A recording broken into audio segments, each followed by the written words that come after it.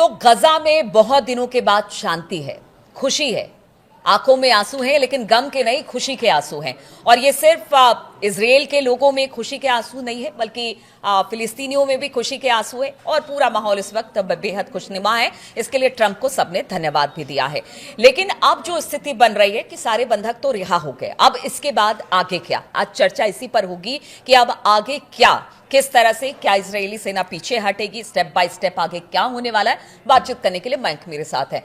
मयंक, इस वक्त तो खुशी, कल जो तस्वीरें आई वाकई बहुत सुंदर, और कहते हैं कि जिन्होंने भी देखा उनके आंखों में भी आंसू आ गए। जिस तरह की तस्वीरें थी, मतलब आप समझिए लगभग 2-2.5 साल कैद में रहने के बाद जब लोग छूटे तो किस तरह से उनके परिजनों की आंखों में आंसू थे, वो भी आपसे जानना चाहेंगे। वो तस्वीरें भी आप थोड़ा अगर अपने शब्दों में बयां कर पाए, और आगे अब फिर क्या होने वाला है। देखिए, वेस्ट बैंक जब बसेस पहुंची इजराइल से, जिसमें 250 वो लोग थे जिनको उम्र कैद की सजा सुनाई गई थी, और 1750 वो लोग थे जिन्हें बंधक बनाया गया था। बंधक बनाया गया था यानी कि इजराइल ने डिटेन कर लिया था, कैप्टिव कर लिया था।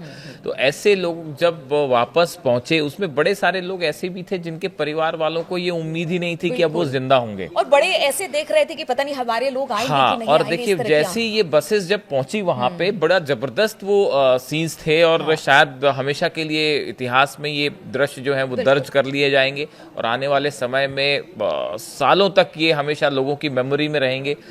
4-5 बसेस जब वहां पहुंची, और उसमें से अपनों से मिलने के लिए गजा में फिलिस्तीनी जिस तरह से वहां मौजूद थे, भीड़ थी, बहुत सारी मदर्स थी, माएँ थी जो अपने बच्चों से मिलना चाह रही थी, और बड़े सारे लोग थे जो वहां पे मिले, उनके बच्चे वहां पे थे। और जब वो छूटे उसके बाद जिस तरह की तस्वीरें सामने आई, मतलब, वो मैंने गले कुछ मिले। तस्वीरों में देखा कि जैसे माँ बाप हो या पति पत्नी हो या जो भी जिनके भाई बहन हो, वो जब गले मिले तो वो छोड़ने को तैयार ही नहीं थे। ऐसा लग रहा था कि कहीं फिर ना चले जाए। बिल्कुल बिल्कुल। तो ये जो है बड़े दिनों बाद इस तरह की एक तस्वीर जो है वो गजा से देखने को मिली, और जिस तरह से ये पूरे बंधक सब छूटे, कैदी सब छूटे, इजराइल की तरफ से छोड़े गए, और वो जब गजा पहुंचे तो वो जो तस्वीरें थी वाकई बहुत ही भावुक भी थी, और उसको देखने के बाद जो पहला, मैंने कल उसको पूरा फॉलो किया। कल मैंने ट्रम्प की स्पीच भी सुनी, नेतन्याहू की स्पीच भी सुनी, गजा से आई एक एक तस्वीर देखी, और उसको सबको देखने के बाद मन में जो पहला विचार था, पहला जो मेरे दिमाग में, देखिए जब से ये वॉर शुरू हुआ 7 अक्टूबर 2023 से, तब से हम इसको फॉलो कर रहे हैं, और कल जो पहला विचार मेरे मन में आया वो ये था कि ये फिलिस्तीन की जीत है। ये इजराइल की इसमें इजराइल और हमास का सवाल नहीं है। हाँ। इजराइल और हमास कल बैक फुट पे थे। ये जीत थी कल फिलिस्तीनियों की, ये जीत थी गजा के लोगों की, ये जीत थी उन लोगों की जिनके पास हथियार नहीं थे। देखिए, हमास तो हथियार से लड़ रहा था, इजराइल भी हथियार से लड़ रहा था, लेकिन जीत किसकी थी? ये उन फिलिस्तीनियों की जीत थी जिन्होंने लाख बम्बार्डमेंट के बाद भी अपनी जमीन नहीं छोड़ी। वो आखिरी तक वहां पे मौजूद रहे और उसे छोड़ के नहीं भागे।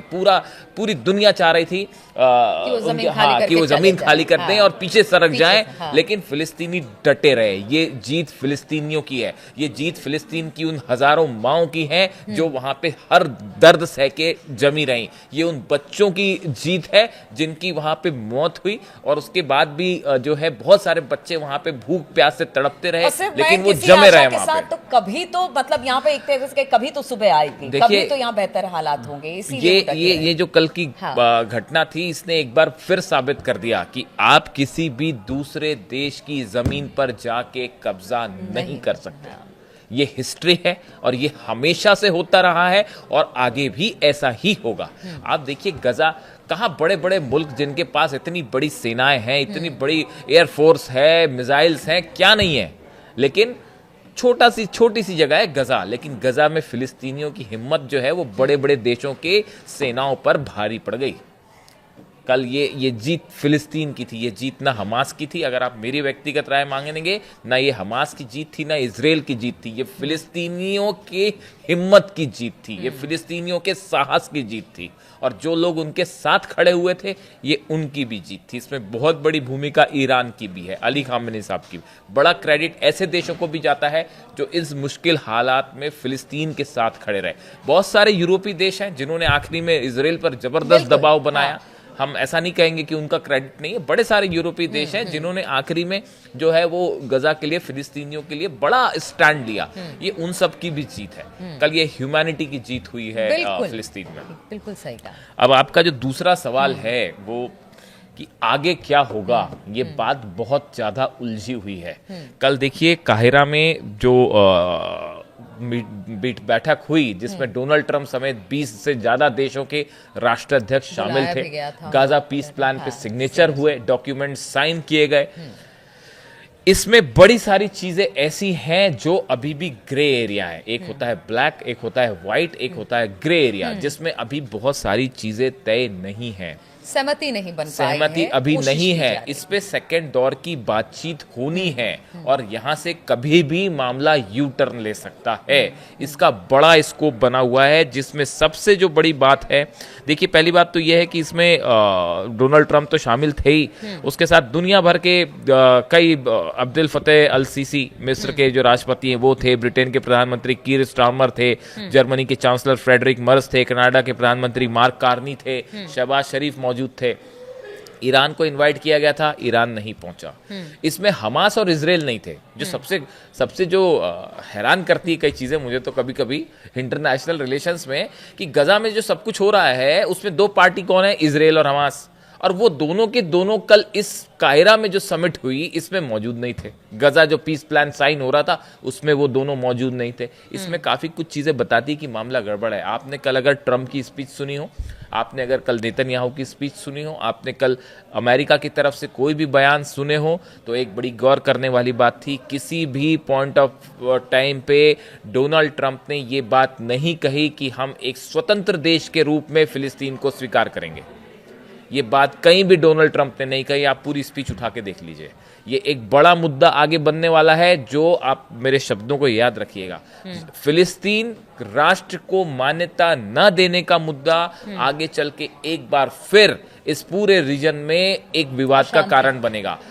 अली खामेनी साहब की तरफ से कहा गया, ईरान की तरफ से कहा गया, इस समस्या का सिर्फ एक हल है, आपको फिलिस्तीन को एक देश के रूप में स्वीकार करना पड़ेगा। और जब तक ऐसा नहीं होगा, आप कुछ दिन की शांति, उसके बाद आप घूम फिर के फिर वहीं आ जाएंगे।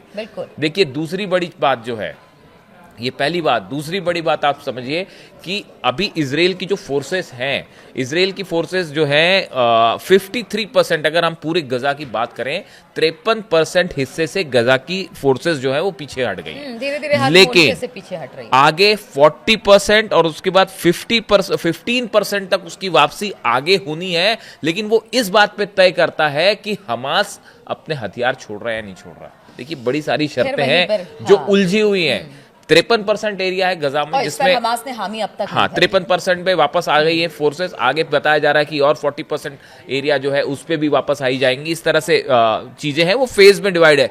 लेकिन उसमें शर्त यह है कि इसके लिए हमास को पहले हथियार छोड़ने पड़ेंगे।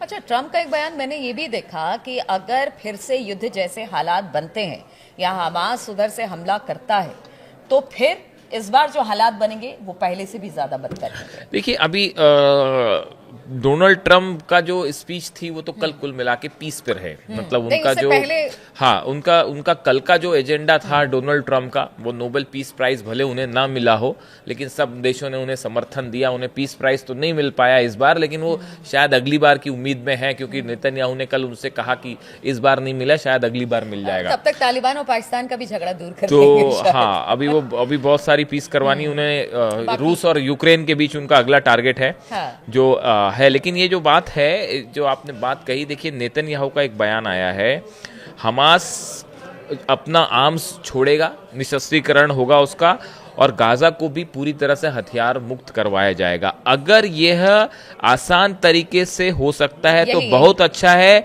अगर नहीं तो इसे कठिन तरीके से हासिल किया जाएगा।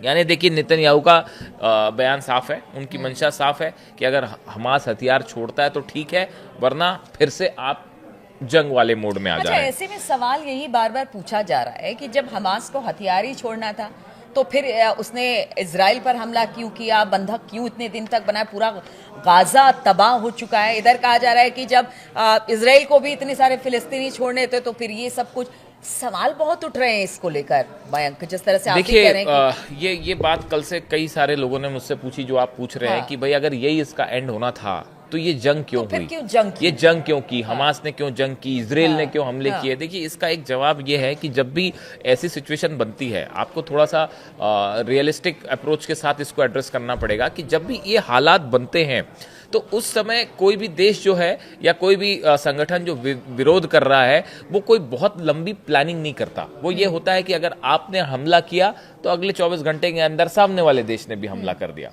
देखिए जैसे ईरान और इजराइल के युद्ध में हो रहा था, इधर से मिसाइल्स आ रही थी, उधर से मिसाइल्स आ रही, इधर से एयर स्ट्राइक करी इजराइल ने, उधर से उन्होंने मिसाइल मार दी। तो ऐसा ही बहुत कुछ जो है 7 अक्टूबर के बाद, जो 7 अक्टूबर को घटना हुई उसके बाद यहाँ जो गजा में हो रहा था वो एक प्रकार से आंख बंद करके हमले किए जा रहे थे। यानी कोई उस पर विजन नहीं था कि आगे हम क्या करना चाहते हैं, इसका कोई विजन नहीं था, हमला करना था। और दूसरी बात खत्म, युद्ध शुरू टाइप से। हाँ बस बात खत्म हो गई और युद्ध शुरू कर दीजिए, तो हमला करने के लिए हमले हो रहे थे। और जो बड़ा एजेंडा था, देखिए आप इसमें कोई शक नहीं है, इजराइल की तरफ से बार बार ये बात कही गई, बीच में कहा जा रहा था कि डोनाल्ड ट्रंप भी इस प्रस्ताव में साथ दे रहे हैं कि गजा जो है, डोनाल्ड ट्रंप ने तो कहा भी था कि जो फिलिस्तीनी है उनको गजा से हट जाना चाहिए, लेकिन ये बात हो नहीं पाई। आप समझिए प्लान तो साफ था इजराइल का कि फिलिस्तीनियों को गजा से हटा दिया जाए। इसके लिए सब कुछ किया गया। ये जो आखिरी आप देखिए पिछले 1.5-2 महीने में जो बम्बार्डमेंट्स हुए गजा में, जो जबरदस्त धमाके किए गए, और मतलब ये कोशिश क्या थी कि फिलिस्तीनियों को यहाँ से हटाया जाए, लेकिन वो हो नहीं पाया। एक सवाल और यहाँ पर, चूंकि दर्शक भी जानना चाहेंगे, अगर हमास हथियार छोड़ देता है, जिस तरह से पीस एग्रीमेंट पर तमाम देशों के लोगों ने साइन किया, अगर हमास हथियार छोड़ देता है तो क्या फिलिस्तीन को अलग राष्ट्र का दर्जा मिलेगा? क्या हमास की उसमें एंट्री हो जाएगी, जो एक बॉडी बन रही है वहां यही पर वो मुद्दे हैं। तो मैं वही कह रही, यही वो मुद्दे हैं। अगर छोड़ देता, या हमास ने तो हर जगह पर आगे बढ़ के उनकी बातों को माना है, ये वो मुद्दे हैं जिन पे अभी तक चर्चा ही नहीं हुई है। यही तो खास बात है कि कतर, इजिप्ट और तुर्की ने इसमें गारंटर के रूप में साइन किए हैं इस पीस डील के ऊपर, लेकिन ये वो मुद्दे हैं जिस पे साहब अभी तक चर्चा ही नहीं हुई है, सहमति नहीं बनी है। तो अब आप देखिए कि आसान नहीं है आगे का रास्ता, सेकंड फेज वाली बात आसान नहीं है, और बड़ा जबरदस्त मिसट्रस्ट है हमास के बीच में और फिलिस्तीन के बीच में, जबरदस्त अविश्वास है। और ये कल बात नेतन्याहू की स्पीच से एक एक बात समझ में आ रही थी।